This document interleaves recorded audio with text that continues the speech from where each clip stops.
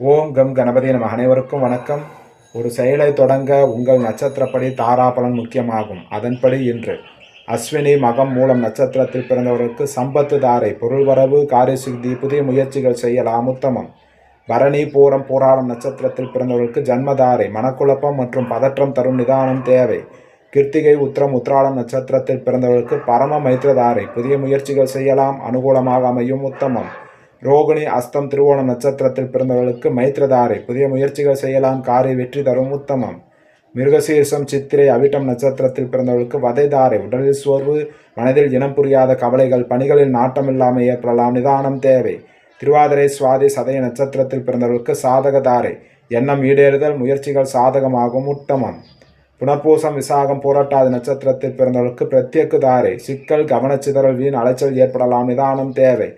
பூசம் அனுசம் உத்திரட்டாதி நட்சத்திரத்தில் பிறந்தவர்களுக்கு சேமதாரை, முன்னேற்றம், ஆரோக்கியம் மற்றும் மகிழ்ச்சி தரும், உத்தமம்.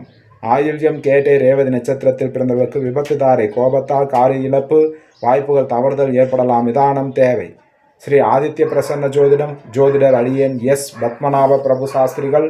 ஜாதகம் பார்க்க தொடர்புக்கு 97 91 68 17 14 என்ற எண்ணை அழைக்கவும். காலை 10 மணி முதல் மாலை 5 மணி வரை மட்டும். நன்றி, வணக்கம்.